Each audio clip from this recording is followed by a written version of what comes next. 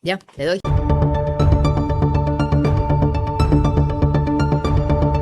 Bueno, pues buenas tardes, Isabel, Jordi. Bueno, yo creo que desde luego es una oportunidad nuevamente en la zurda, esta oportunidad que vamos a tener hoy de presentar un libro de una historia olvidada, ¿no? Parece que sí que tenemos nociones de cómo el franquismo, bueno, atravesó también, ¿no? La, la identidad sexual o la orientación sexual, pero bueno, siempre son como casos famosos, ¿no? Yo qué sé, el propio, el propio Lorca, pero ahí se quedan, ¿no? Pero esto es muy posterior, o bastante posterior, ¿no? Y con una España Cañí, le decía un compañero ahora, una España bueno, tras 40 años de franquismo la cosa, lejos de mejorar, seguramente empeoró. Y en ese sentido, bueno, pues yo quiero agradeceros, a ti fundamentalmente, Jordi, ¿no? El abrirte así, porque por lo que vemos, este libro es un libro fundamentalmente que es el relato de unas vivencias personales y de, bueno, las consecuencias en positivo que tuvo en algún aspecto, ¿no? Y es el de enseñarte ese camino también a la militancia política, la militancia en los movimientos sociales, para, bueno, reivindicar tu propia forma de ser. Luego quizá entremos un poco, ¿no? A cómo están las cosas en la actualidad, porque, claro, algunos pensaron que no había marcha atrás. Tú, Isabel, como feminista, también creíamos, ¿verdad?, que no había marcha atrás y lamentablemente vemos que puede volver y que es tarea nuestra recuperar esa militancia que algunos empezasteis y que tenemos que continuar para evitar que efectivamente esa marcha atrás que se avecina eh, vuelva a producirse.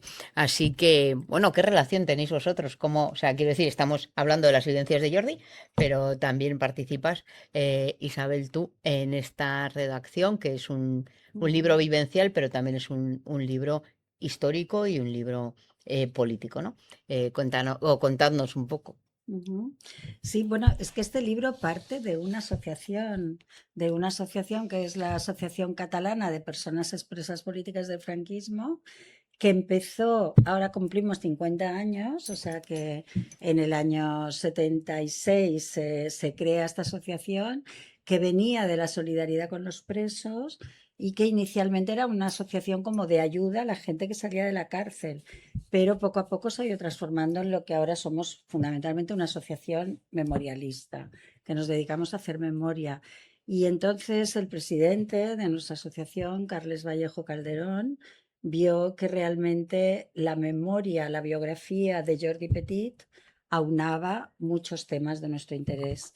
O sea, por un lado, la militancia antifranquista, que está en la biografía de Jordi, como en la biografía de muchas personas que ahora tenemos entre 70 y 80 años, que en la asociación siempre decimos, esta generación del Tribunal de Orden Público, la generación top, resulta que tenemos memoria del franquismo y la podemos transmitir. O sea que hay que seguir con la terrible memoria de los años 40 y 50, pero también de lo que supuso el franquismo para nuestras generaciones.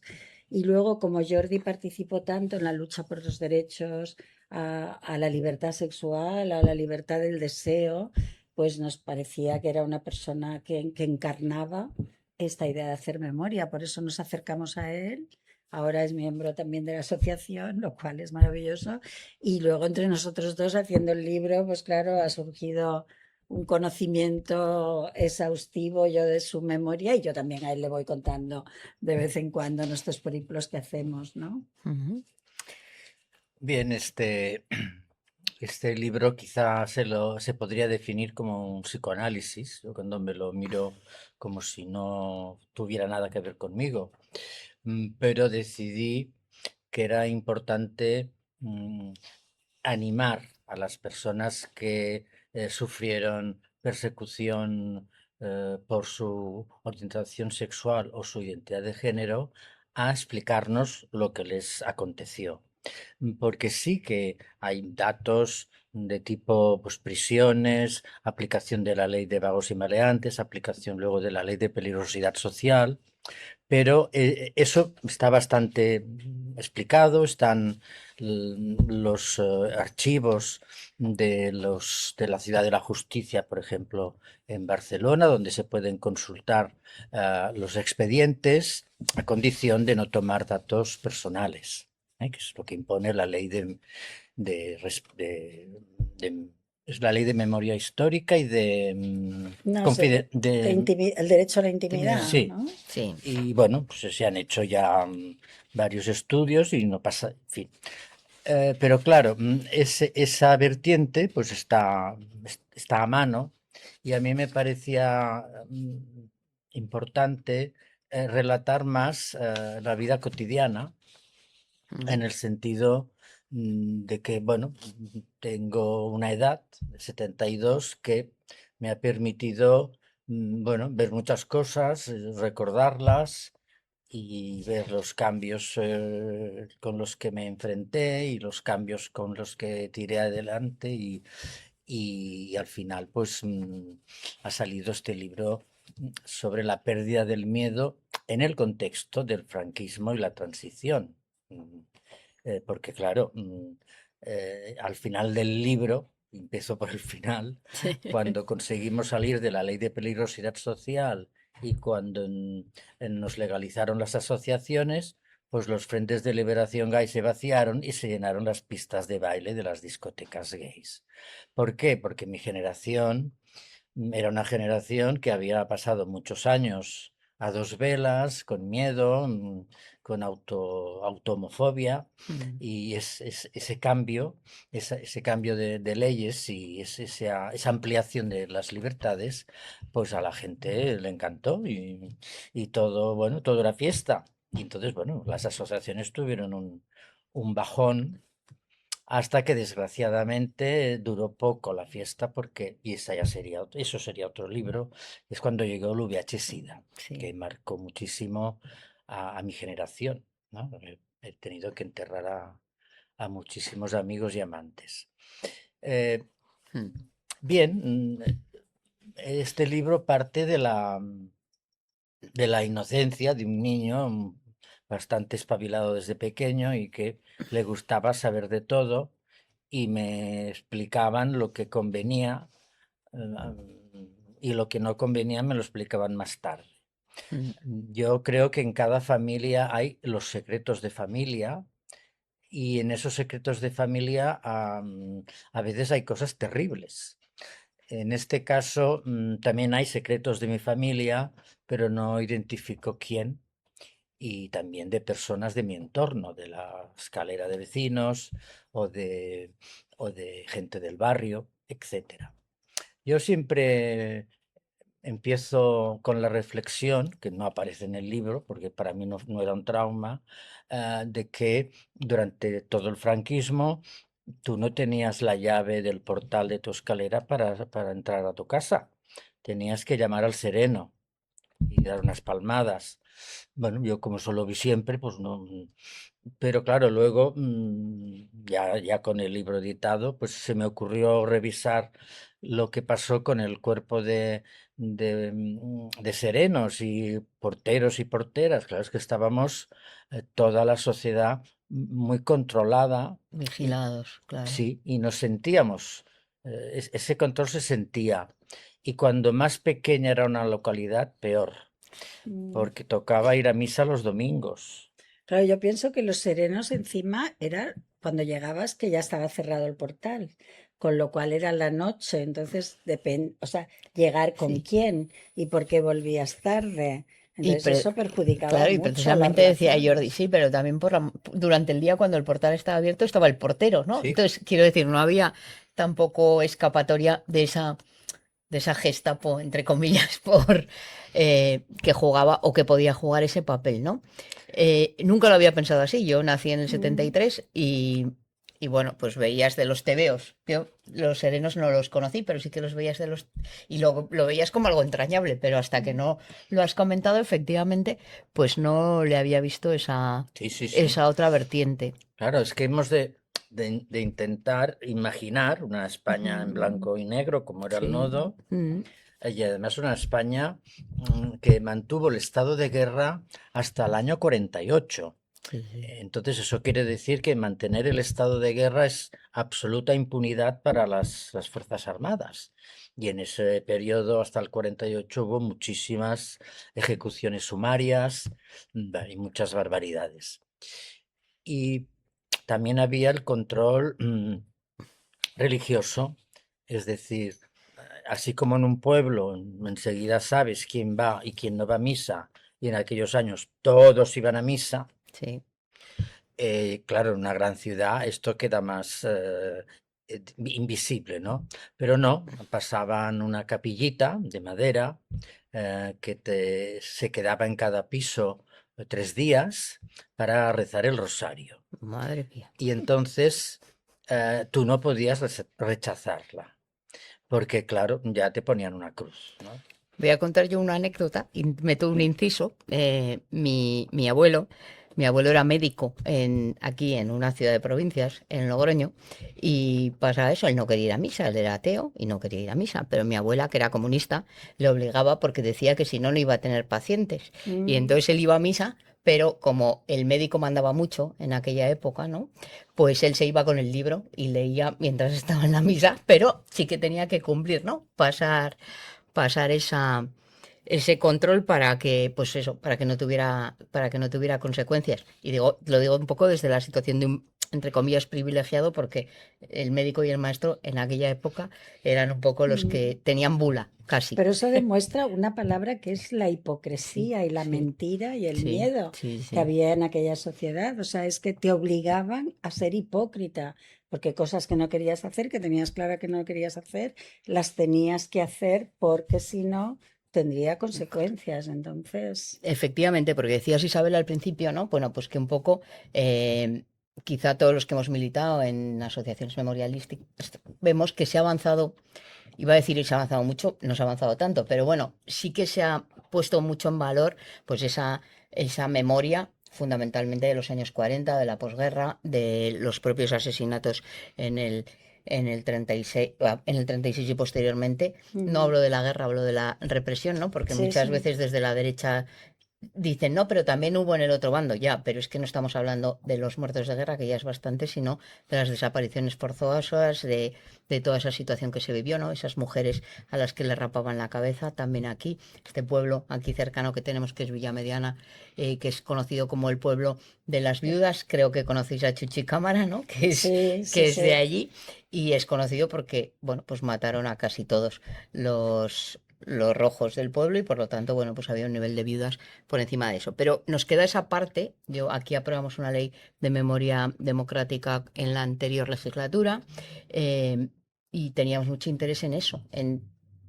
visibilizar también, bueno, pues esa represión posterior y esa memoria posterior, ¿no? Mm. Eso que ahora eh, entre los jóvenes que apoyan, por ejemplo, a Vox y este que con Franco se vivía mejor y este contar, ¿no? Que la seguridad social dicen que es un regalo de Franco, ¿no? Podríamos decirlo. Bueno, yo creo que esto pone en valor también esa memoria de otra época y por otro lado también me parece importante pues esa represión de esa España nacional católica, ¿no?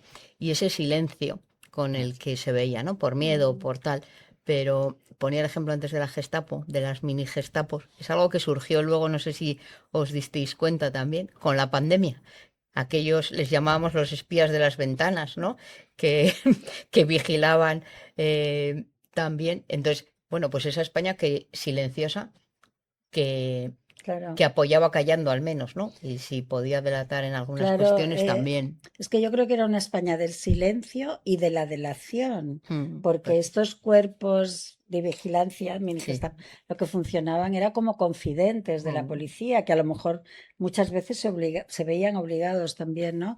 Con esto de las rapadas, y paso ya sí. ahora enseguida a lo que Sí. preguntas, una cosa que he leído hace poco es que a las rapadas además las obligaban a ir a la salida de misa de 12 Sí. del domingo, a exponerlas, o sea, las procesionaban a la salida de misa de 12 y las obligaban a muchas a limpiar la iglesia. Mm, O sea, era todo realmente una humillación permanente.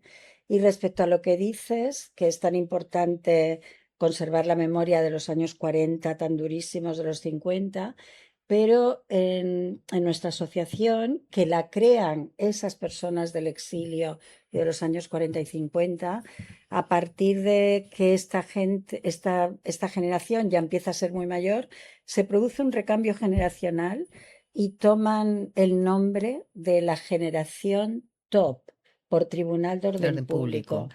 Y yo creo que eso fue un hallazgo que parece ser que fue el presidente anterior, Luis Bielsa, que era de la generación que estuvo en Francia en el exilio, que entró en París, pero cuando habló de la generación Tribunal de Orden Público, que es un tribunal especial para la represión política, resulta que la cronología es muy clara, 63, 67, y eso quería decir que se podía hacer memoria también de que la dictadura fue una dictadura hasta el final, con Efectivamente. tribunales especiales, falta de derechos. Yo siempre digo, siguió No, siendo hasta un el final. sistema Y la Audiencia y Nacional después, sigue siendo un exacto, tribunal de excepción, ¿eh? sí, pero por ejemplo, o sea, Y esta la idea Brigada de de que Información es la sustituta del TOP, ¿no? sí, Que pero por ejemplo, un sistema de partido único hasta el final. Y sí, partido único era sí, Mussolini, era el sí. fascismo. Mm, Un sistema de sindicato vertical único hasta el final. Y eso era fascismo de Mussolini. O sea que a efectivamente. veces se esconde con la evolución económica de la dictadura que seguíamos sin ningún tipo de derechos a la libre sindicación, a los partidos políticos. Y entonces en el caso de Jordi, y bueno, y también en mi caso, porque tenemos Sí. justo la misma edad, resulta que somos de esa generación Tribunal de Orden Público. A él le llegaron a juzgar en Madrid, a mí me procesaron, como se murió Franco, ya no llegué a juicio, pero es muy importante, como decías, rescatar esta segunda generación del franquismo y decirle a la sociedad, estamos aquí, todavía podemos contaros lo que era una dictadura, para no llevar a engaño. O sea, estamos aquí como testimonios de lo que eso fue y en este caso concreto de lo que fue para las personas que tomaban una opción de deseo sexual no normativa, Sí. aparte de que reprimían la sexualidad en general, pero si además no seguías la norma, pues Bueno, ya por, todo contra claro, ti. Es decir, pensar que con Franco se vivía mejor es no querer informarse. No es tan difícil. Es decir, que lo que ahora es absolutamente normal y habitual de me voy de fiesta y vuelvo a las tantas o me quedo a dormir en otro sitio. Las discotecas funcionan hasta no sé qué hora. Puedes ir vestido o vestida más o menos como quieras. En toda la libertad que tenemos y que en este país también, claro, aún con el reflujo, bueno, con el recuerdo del franquismo, costó. Yo recuerdo que fui con mis padres a Murcia y habían llegado los pantis y paramos en un pueblecito a comprar, no recuerdo el qué, y mi madre, pues muy moderna, pues llevaba unos pantis, pues tuvimos que salir corriendo porque las viejas nos tiraban piedras en Murcia. Mm, Quiero decir que sí, hay que pensar, y quien no lo ha vivido, yo entiendo que quizá le resulte difícil de empatizar, pero es que era una sociedad, digamos, militarizada, por decirlo de alguna manera, donde todo tenía que ir por el mismo camino y donde los valores eran únicamente los que imponía la Santa Madre Iglesia Católica sin otra opción, Apostólica romana. y Vaticana. que con eso los papas tan progres supuestamente que hemos tenido últimamente, con eso siguen teniendo un problema, ¿no? Quiero decir que hay aspectos que todavía queda mucho por avanzar. Y en eso quería centrarme ahora un segundo, porque el título es impactante, ¿no? Cuando los gays perdimos el miedo. Y tú hablabas al principio, ¿no? De lo que supuso, ¿no? De la pérdida también, de ese aspecto negativo de perder el miedo, que, que bueno, pues se perdió militancia, como si todos los problemas se hubieran resuelto de un día para otro. Y en ese sentido, bueno, pues sí que hubo la movida madrileña, ¿no? Aquella época, pues quizá de la exhibición, Mm. pero en lugares como La Rioja o sea, como Logroño, como esa España de provincias, aquello que se veía de lejos en la movida madrileña, o supongo que en Barcelona había cosas similares, pues no era tan sencillo tampoco, ¿no? En ese sentido, yo quería plantearte esa contradicción. ¿Es bueno o es malo perder el miedo? Porque, claro, No, es bueno perderlo porque el miedo es el arma del enemigo. El miedo paraliza mm, y te hace fantasear con, bueno, al final sí, con cosas terribles que a algunos nos pasó, ¿no? Pero ya, pero tú dices, el miedo es el arma del enemigo, pero también es un instrumento de conocimiento de lo que existe. Quiero decir, claro, o sea, el miedo no se puede, desde mi punto de vista, también sustituir por la inconsciencia, no, por decir, ya todo está resuelto, ya no tengo problemas y puedo hacer lo que quiera, porque celebrábamos el sábado pasado el orgullo aquí, la manifestación del orgullo, y nuevamente entre la gente que se dirigía a la manifestación, pues hubo ya varios insultos antes de llegar, ¿no? Cosas que hay gente que piensa que se han acabado y que no se han acabado, pero había también un elemento más sutil. Yo cuando estaba en la manifestación, ¿no? Con los compañeros, con las compañeras, pues escuché a una pareja que iba por delante y dice, ¿qué necesidad? ¿Qué necesidad? Que hagan lo que quieran, pero que no nos lo muestren. Mm. Entonces, claro, eso es volver a meter, a meter a la sociedad en su conjunto, con independencia de la En el orientación, armario, que se en el queden en armario el de vuelta. Entonces, armario. bueno, tú haz lo que quieras, pero que yo no lo vea. sí, la tolerancia. Tú Efectivamente. toleras un grano porque no tienes más remedio, pero claro, no es la igualdad real. Hay un vídeo en Google de la campaña Democracia es Igualdad que coordiné con la ministra de Asuntos Sociales, Matilde Fernández, Sí. y ese vídeo de 11 minutos hace un repaso de todas las discriminaciones por origen étnico, por origen lingüístico, por orientación sexual, etcétera, por discapacidad y incluso respecto de los refugiados. Y es un vídeo muy pedagógico y se le llamó así porque se envió a todos los institutos en el año 93, pues del Estado, donde el Estado podía enviarlos, porque con las comunidades autónomas hubo algunas, como la catalana, que no quisieron el vídeo. Pues entonces, bueno, pues el vídeo circulaba por las asociaciones de vecinos y otras entidades. Es decir, que se ha trabajado mucho el tema de la igualdad, pero es que las generaciones, bueno, pues renueva o llegan nuevas generaciones y también llegan recursos técnicos que desde mi punto de vista pueden diluir o pueden confundir o pueden incluso llevarnos a ignorar cosas muy terribles que sucedieron a nuestras abuelas y abuelos, por decir los más cercanos, ¿no? Ujú. Entonces, yo creo que Internet es muy útil, es muy válido, pero también tiene usos perversos en el sentido de que mm, me parece muy bien que no se pueda acceder hasta los 16 años, pero ya llega tarde esa ley. Eso se tendría que haber hecho mucho antes, porque por ejemplo, en los institutos franceses se prohíbe entrar con el móvil, etcétera, ¿no? Y ha habido países, no sé si Australia y Suecia, que han retirado los ordenadores de clase. ¿Por qué? Porque si de pequeño ya te sabes todas las triquiñuelas para navegar por el mundo virtual, pues no hay quien te controle. Mm. Y por tanto, los menores ven cosas no adecuadas a su edad.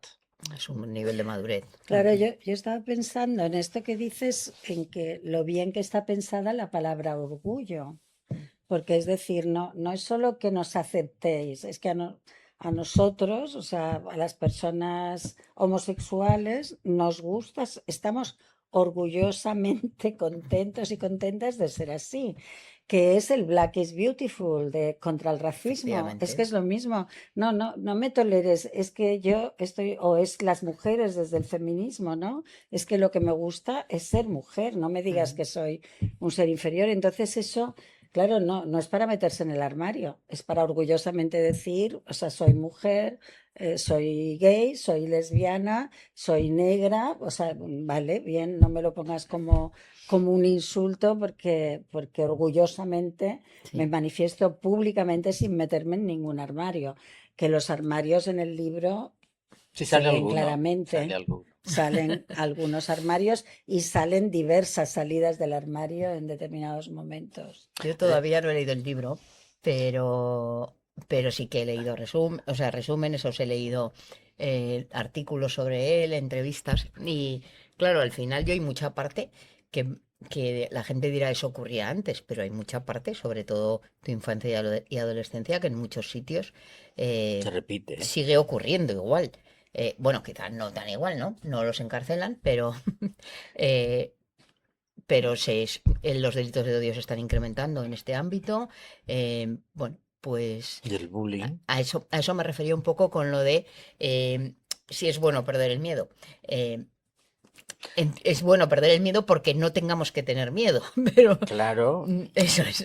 Pero es de- ser conscientes de...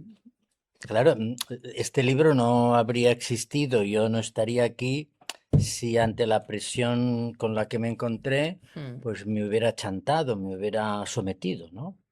La historia del movimiento gay que empieza a principios del siglo XX, pues la segunda generación, hasta el año 69, es la con ya grandes organizaciones en Estados Unidos y en Europa. Bueno, la máxima era, hemos de ser los más aseados, los más cívicos, los más simpáticos, y hemos de adaptarnos a la sociedad.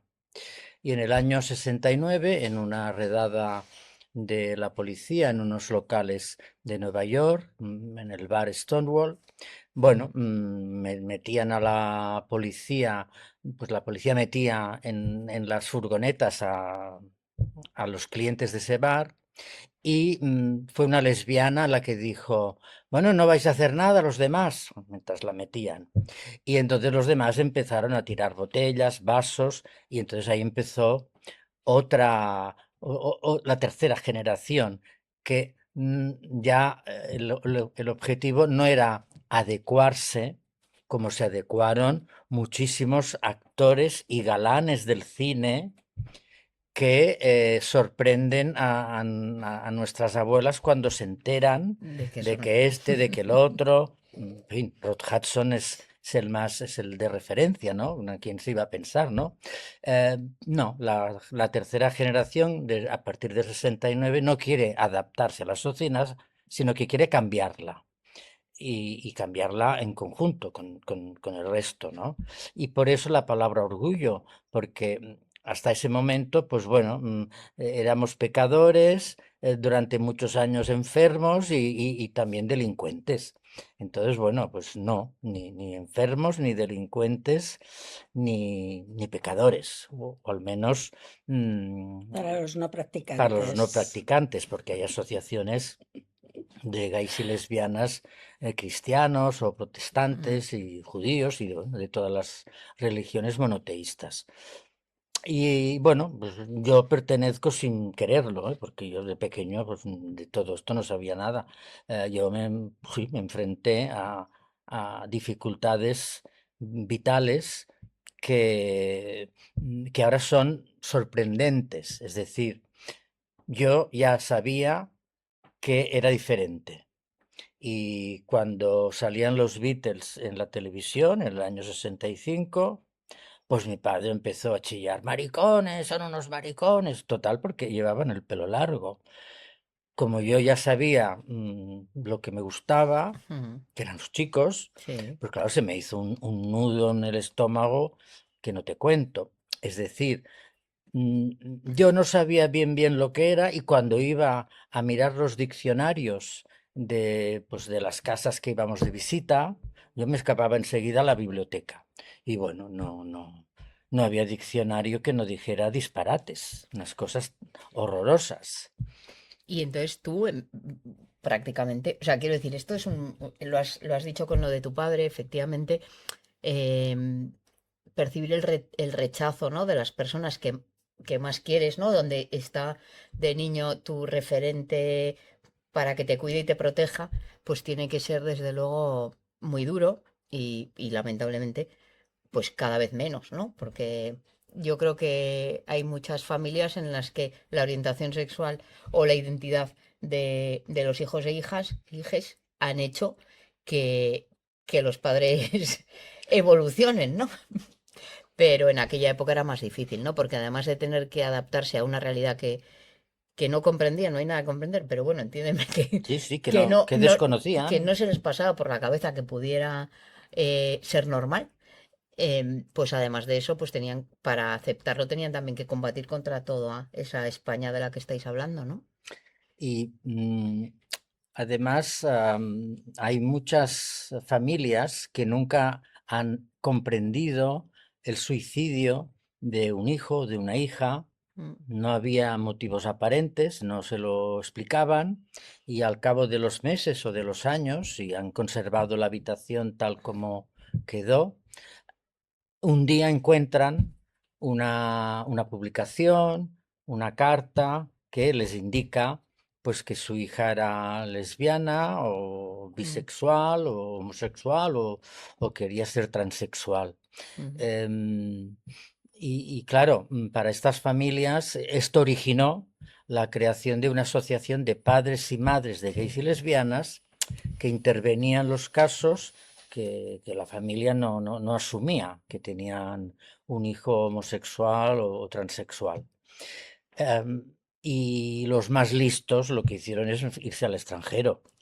Yo no pude porque no tenía sí. recursos hasta que fui a París jovencito, pero, y claro, París para mí fue lo tengo en el alma, ¿no?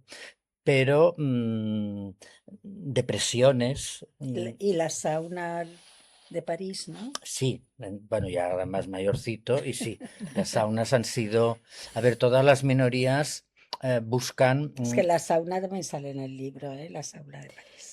Sale una entrevista hoy también, estaba buscándola, de Bob Pop, ¿no?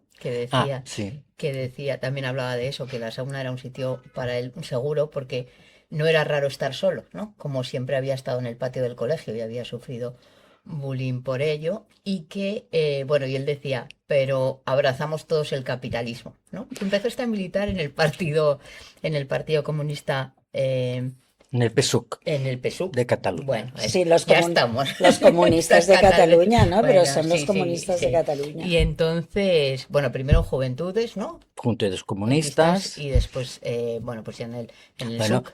pero fíjate que para hacer una reunión Sí, no llegaban todos a la vez, iban llegando de a poquito. sí.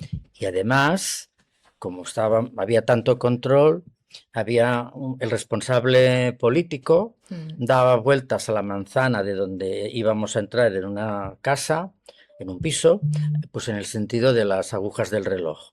Y los demás en sentido contrario. Cuando nos cruzábamos, si había alguna seña especial, pues pues os ibais. nos íbamos, ¿no? Mm, Teníamos los teléfonos apuntados en clave. Es decir, y además los nombres no eran los normales, eran sí. nombres de guerra, nombres simulados, Ujú, y cada uno tenía su fórmula matemática para deducir el teléfono adecuado. Claro, cuando había detenciones y torturas, ahí había el problema de la delación, pues bueno, cada uno tiene un grado de resistencia, ¿no?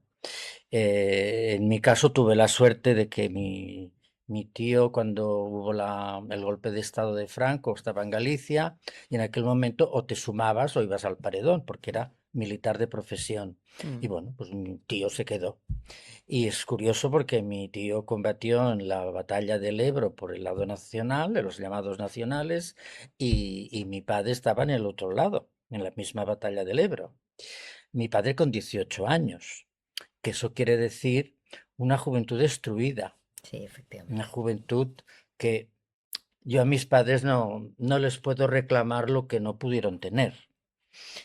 Y una decisión que me ocasionó muchos problemas fue dónde me enviaron a estudiar. porque estuvieron discutiendo si enviarme al Instituto Francés o a los Salesianos. Como los Salesianos estaban más cerca y eran más baratos, pues fui a los Salesianos. Y allá me encontré, bueno, con un mundo religioso de misa diaria y muchísimo bullying, Mm. que los profesores y los salesianos no se metían. Allá hacían lo que querían, te tiraban trozos de tiza o bolas de papel, o te encontrabas la palabra maricón en el pupitre. Mm.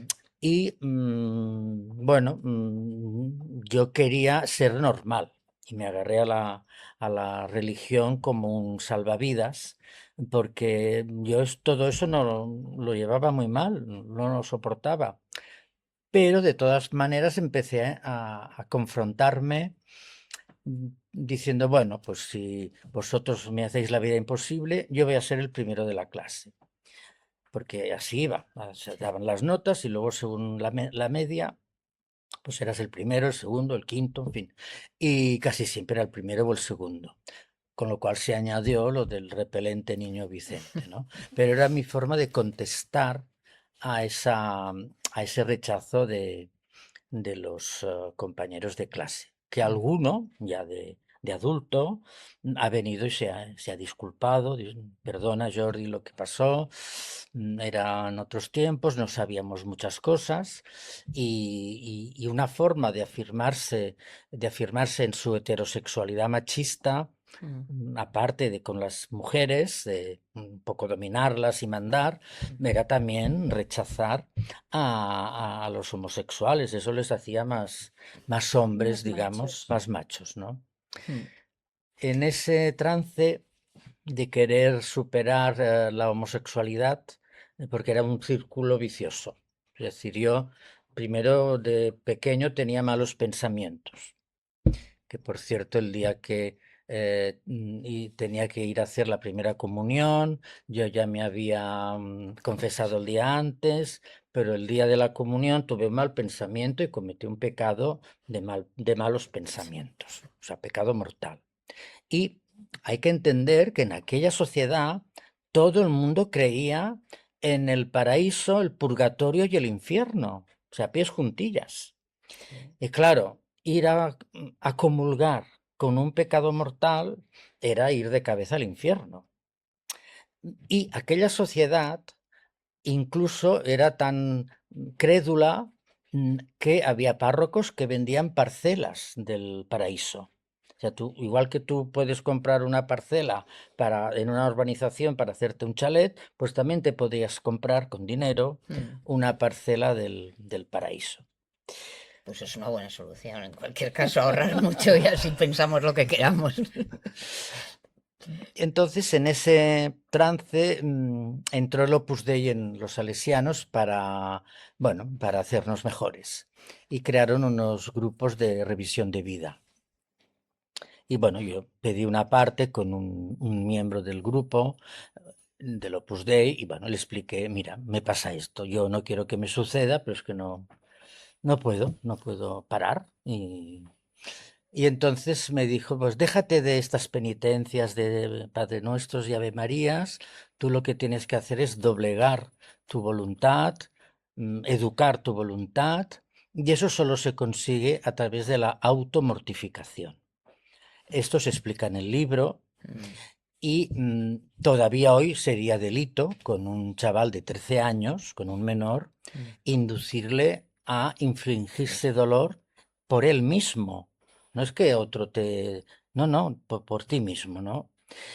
Yo creo que eso destruyó la autoestima que yo ya tenía bastante Dañada. deteriorada por todo el proceso de vivir un poco pendiente de si alguien se enteraría de mis actos impuros. Mm. Porque una vez estaba en casa de uno, llegó la madre y yo me metí en el armario. Y así no me vio. Y el otro pues se fue con la madre hacia la cocina y yo pues de puntillas salí Saliste. de su casa. Pero claro, era estar pendiente de esta situación en la que había chicas con buenas intenciones, chicas que ya se daban cuenta porque en los guateques yo me ponía de disjockey y así no tenía que sacar a bailar a nadie.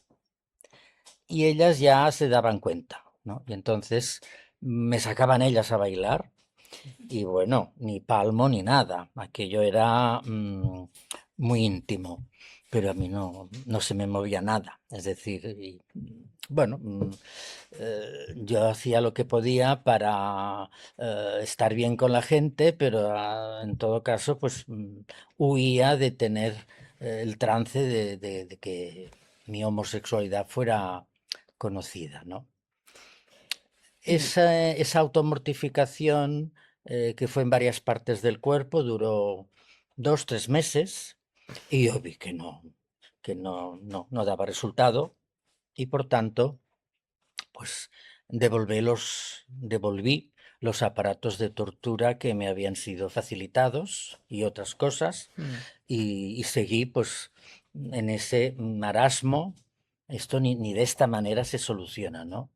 En el libro creo que no lo explico, hay otros chicos de mi edad o incluso mayores que se sometieron a terapias de electroshock con unos electrodos y veían unas pegatinas y unas visiones, Filminas, unas los llamábamos entonces. filiminas y veían una señora desnuda, pues nada, pasa nada. Pero luego aparecía un señor y entonces le daban la descarga. Bueno, pues no, tampoco funcionó. No funcionó. Como tampoco funcionó las lobotomías en los campos de exterminio nazi. De eso no hablo en el libro, pero en los campos de exterminio nazi se hicieron muchos experimentos.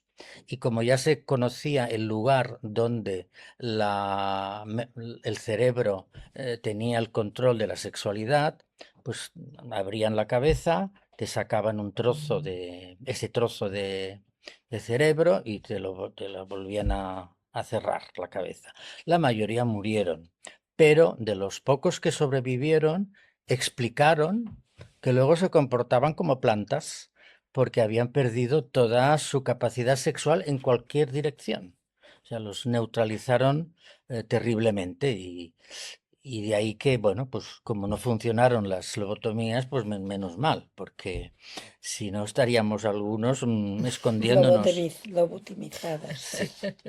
bueno, y eso decía que diste el salto a la militancia en primer lugar, supongo, y luego, bueno, pues diste el salto también a esa lucha política. Yo voy a acabar ya simplemente, bueno, agradeciéndoos a los dos.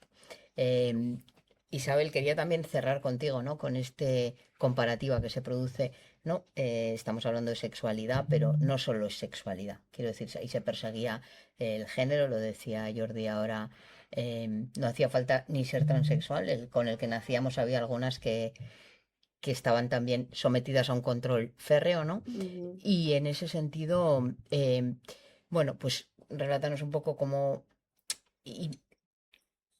incluir, ¿no? Porque decíamos, luego estuviste en prisión, ¿no? Y siempre hablamos de esa doble discriminación por el hecho de ser mujer, en este caso triple discriminación cuando estamos hablando, por ejemplo, de mujeres lesbianas, ¿no? Y esa transición que en las cárceles también franquistas, ya de esos años de los que estamos haciendo ahora memoria en este libro, pues también como la mujer forma parte también de esa identidad, ¿no? O ese derecho a la identidad. Sí, bueno, hay paralelismos, evidentemente, y diferencias, pero es curioso a nivel de los paralelismos. Yo estuve en la cárcel de Granada por militar en el Partido Comunista en el 75. O sea, yo salí el 13 de noviembre de 1975, cuando faltaban 7 días para la muerte de Franco, en libertad provisional, procesada por el Tribunal de Orden Público. Y es interesante saber que en la cárcel de Granada había mujeres por adulterio, había mujeres por abandono de hogar.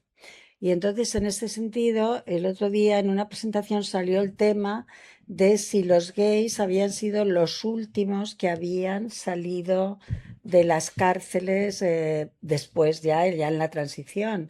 porque fue en el año 78, ¿no? Y entonces, claro, si pensamos que hasta que no se suprime el delito de adulterio, hasta que no se suprime el delito de aborto y el de abandono de hogar, las mujeres siguieron en la El de abandono de cárcel. hogar que solo abandonaban las mujeres. Exacto, sí. Los hombres podían abandonar Y adúlteras solo las solo las mujeres. mujeres. Bueno, de hecho, en Granada, una de las que estaba por adulterio, que era la mujer de un policía nacional, cuando no podía más, porque pensaba además que su marido estaba en el campo de fútbol que estaba al lado aquel día trabajando y controlando, es que lo que ella decía era: cabrón, hijo de puta, con la cantidad de veces que tú me has puesto los cuernos a mí y yo por una vez me tienes aquí en la cárcel. O sea, que ella era muy consciente de que esa ley era totalmente discriminatoria para ellos y para ellas. Y es interesante rescatar que hubo manifestaciones que eran amnistía para los delitos de la mujer y no se consiguió.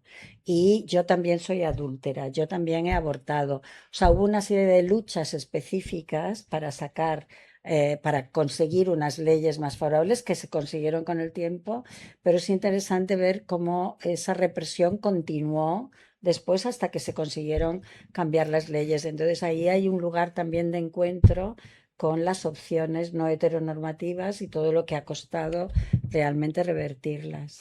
Yo quisiera añadir algo importantísimo que es la ciencia. Es decir, yo soy agnóstico y creo en causa-efecto. Entonces, ya en el año 47 aparece el informe Kinsey, en el año 57 el estudio de Evelyn Hooker, en el año 73 la Asociación de Psiquiatras de Estados Unidos ya deja de considerar enfermedad la homosexualidad. A mí todas estas informaciones, que me las dieron al final del franquismo, pero todavía con el franquismo, me abrieron el camino. Es decir, me di cuenta, me dijeron: no, si es que tú no eres un enfermo, ni un desviado, ni un... No, simplemente hay en la sociedad unos porcentajes más o menos estables de personas homosexuales, de personas bisexuales y de personas heterosexuales, que son mayoría a base de una serie de encuestas. La de Kinsey fue un lío tremendo porque la Fundación Rockefeller le retiró los fondos a Kinsey, pero él siguió trabajando y luego hubo más estudios. Entonces la homosexualidad, la bisexualidad y la heterosexualidad forman parte de un conjunto biológico de la sexualidad humana y también en el reino animal. Y hay un caso muy curioso que es el de Nemo. Hay esa película de Buscando a Nemo. Sí. Bueno, no tiene nada que ver con la biología del pez payaso, que es el Nemo. El pez payaso vive cobijado en unas algas, y son monógamos, macho y hembra, y cuando la hembra fallece, el macho se convierte en hembra y se aparea con otro macho. ¿Ah, sí? Sí, y por tanto las hembras, claro, son más viejas, digamos, porque primero han sido machos y luego se han convertido en hembras y tienen los pececitos, ¿no? Y así se reproducen. Claro, esto desde el punto de vista de la norma dominante es muy, muy curioso, pero es que en la naturaleza hay muchísimas formas de reproducción y de sexualidad. Y entre los mamíferos superiores, pues entre leones, tigres, etcétera. Es decir, que la ciencia nos aporta unos conocimientos que sorprenden porque nos han educado en unas normas muy rígidas. Acientíficas, Acientíficas. que es la religión. La religión, exacto. Yo la religión la llamo el pensamiento mágico. Es decir, sí, porque... Pero es pensamiento mágico obligatorio, que es lo Sí, malo, dogmático obligatorio. claro. Y eso es lo que... Por eso intentamos transformarlo en el realismo mágico, que siempre tiene algo de real, por lo menos. Exacto. Y que además no es obligatorio. Y por tanto, pues bueno, en aquellas circunstancias es que no se vivía mejor, es que se vivía fatal. Y más cuando te dabas cuenta de que tus problemas no eran reales, estaban fundamentados en cosas rígidas y dogmáticas que te hacían infeliz. Yo creo que la gente quiere ser feliz en la medida de lo que pueda y por tanto no ha de ser un problema el preservativo. Es decir, cuando el Ministerio de Asuntos Sociales hizo la campaña del póntelo, pónselo, bueno, la Iglesia armó unas manifestaciones grandísimas. Oiga, que hay mucha doble moral, que yo Efectivamente. hasta en mi casa encontré preservativos y yo no sabía qué eran, los sabía, quiero decir que, y bueno, doble moral. Pues estas cosas hay que tenerlas claras porque no se vivía mejor, se vivió muchísimo peor. Bueno, pues acabamos aquí, aunque podríamos estar muchas más horas. Muchas gracias, Isabel, muchas gracias, Jordi, por todo, sobre todo por esa lucha que iniciasteis ya, bueno, pues en los últimos años del franquismo, por esa militancia política, sindical, que nos ha traído hasta aquí, ¿no? Porque yo sí que creo que es importante ser consciente de que los derechos de los que hoy disfrutamos no nos los regaló nadie, fueron fruto de la lucha de muchas personas. Creo que leer este libro aclara también, ¿no? Cuáles son las vivencias que determinan primero esa generación de conciencia que te lleva inexorablemente casi a militar para cambiar las cosas, y por otra parte también por este ejercicio de memoria que tan necesario es, porque cuando algunos nos dicen que queremos abrir heridas, pues yo no sé si queremos abrir heridas, cerrarlas o ponerlas o suturarlas. Lo que sí que queremos es ser plenamente conscientes de lo que este país fue. Muchas de las cosas que ahora vivimos vienen también todavía de esos 40 años de franquismo, que suenan muy lejanas, pero yo tengo, yo tengo conocidas que, en concreto una en la que estoy pensando, que no entró en prisión porque el adulterio fue denunciado 2 días después de la despenalización. No entró en prisión, pero Casi. nunca tuvo la custodia de sus hijos. Eso es muy duro, eso es muy duro. Con lo cual, pues eso, y no tan lejano. A mí como abogada, empecé a ejercer en el año 98, me ha tocado asistir a una mujer por aborto. Estoy hablando pues después de los 2000. Evidentemente se archivó, pero bueno, hacer a una mujer pasar por esa... Todavía yo también, y ya yo he vivido en democracia prácticamente siempre, he firmado eso de yo también aborté. Con lo cual, Pero la historia de los homosexuales y transexuales es la que ha quedado menos a la vista. sí. O sea, se sabe que hubo las leyes, cómo se aplicaron, números de detenidos, pero eh, yo he intentado contribuir, supongo que habrá más gente que lo hará o lo está haciendo, explicando mi vida. Es decir, no me he inventado nada. Y Pero, eso por tiene que ejemplo, formar parte de la el- conciencia. Hombre, y el- yo pongamos hoy en canción, ¿no? Creo que hace una escasa semana que se ha penalizado, ¿no? Las terapias de De conversión, conversión. Exacto, aún así con votos como la abstención del PP. del PP, que es la derecha supuestamente moderna, ¿no? Que será de la... Sí, pero se casan, ¿eh? Eso es. Yo sé de algunos que se han casado y... Sí, sí, sí. Sí, Bueno, se casan, en pero cuanto después de haber llevado al el Constitucional la ley, ¿no? constitucional, Sí, exactamente, totalmente, es totalmente. increíble. Votan en contra del divorcio, empiezan a divorciarse masivamente. Votan en contra y llevan al constitucional la ley del matrimonio igualitario y empiezan a casarse y no se dan cuenta de su Incluso muchos de ellos ya, contradicción. muchas de ellas o ellos llevaban a sus hijas a abortar a Londres a la vez Exacto. que Es la se oponían, hipocresía. ¿no? Porque esto siempre ha sido por ahí, ¿no? El que pueda pagárselo o el que pueda Exacto. irse a otros Irse a países, ¿no? vivir a Como otro contabas, sitio. Jordi, bueno, pues ese bien que no molesta, pero el que no tenga dinero, pues... Eso, que O sea, no quiero nos- decir que también las condiciones económicas marcan, desde luego, Pues esa leer el vivencia. informe 15. Yo lo recomiendo para que la gente se aclare. Es Lo decir, he para que apuntado, Jordi. porque si no, no son solamente las leyes, sino su aplicación y su consenso social parten de la ciencia. Sí, tenemos muy buenas leyes, pero si hay mejor aplicación será porque la mayoría ha tenido se ha dado la molestia de leer el informe Kinsey Mm. y conocer la sexualidad en su conjunto y darse cuenta de que, bueno, pues es diversa es diversa biológicamente, no se pega, es decir, no hay todas esas fantasías de la corrupción de menores, eso no existe. Y los abusos son otra cosa, pero lo que es Sí, corrupción sí. no se pega. No. Y eso hay que tenerlo claro.